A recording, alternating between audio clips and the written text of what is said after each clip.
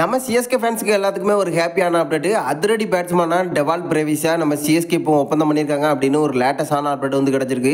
இந்த அப்டேட்டை யார் கொடுத்துருக்காங்க, யாரோட மாற்றம் நம்ம சிஎஸ்கே வர ஒப்பந்தம் பண்ணியிருக்காங்க, இதை பற்றின ஒரு ஃபுல் டீட்டெயிலை பற்றி தான் இந்த வீடியோவில் ஃபுல்லாக பார்க்க போகிறோம். அதுக்கு முன்னாடி சேனலுக்கு புதுசாக இருந்தீங்கன்னா சப்ஸ்கிரைப் பண்ணிக்காங்க. இந்த வீடியோக்கு ஒரு லைக் கொடுக்கணும்னா லைக் கொடுத்துருங்க.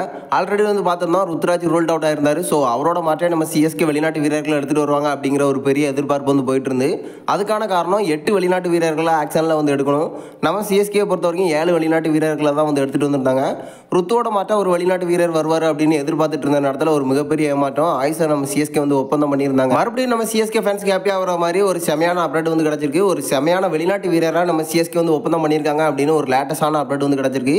யார் அந்த வீரர் அப்படின்னு பார்த்தீங்கன்னா, சவுத் ஆப்பிரிக்காவை சேர்ந்த ஒரு அதிரடியான பேட்ஸ்மேன் தான் டெவால்ட் பிரேவிஸ். இவரை தான் நம்ம சிஎஸ்கே வந்து ஒப்பந்தம் பண்ணியிருக்காங்க அப்படின்னு ரீசெண்டாக வந்து சொல்லப்பட்டிருக்கு.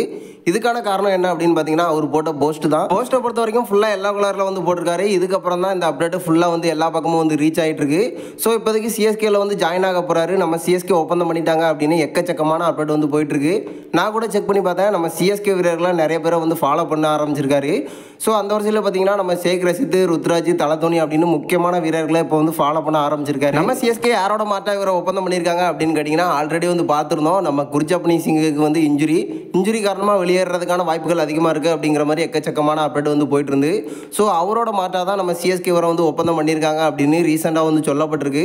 பட் இருந்தாலும் நம்ம சிஎஸ்கே சார்பாக எந்த ஒரு அப்டேட்டுமே வந்து கொடுக்கல, ஒரு கன்ஃபார்மான அப்டேட். பட் இருந்தாலும் மறுபக்கம் இவர் கன்ஃபார்மாக நம்ம சிஎஸ்கே டீமில் வந்து ஜாயின் ஆக போகிறாரு அப்படிங்கிற மாதிரி ரீசெண்டாக வந்து சொல்லப்பட்டிருக்கு.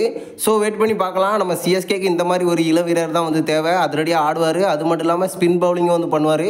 ஸோ சிஎஸ்கேக்கு ஒரு முக்கியமான வீரராக வந்து இருக்க போகிறாரு. எனக்கு தெரிஞ்சு இவர் எடுத்துகிட்டு வர்றது நம்ம சிஎஸ்கேக்கு ஒரு மிகப்பெரிய ப்ளஸ்ஸாக இருக்கும் அப்படின்னு தான் நான் நினைக்கிறேன்.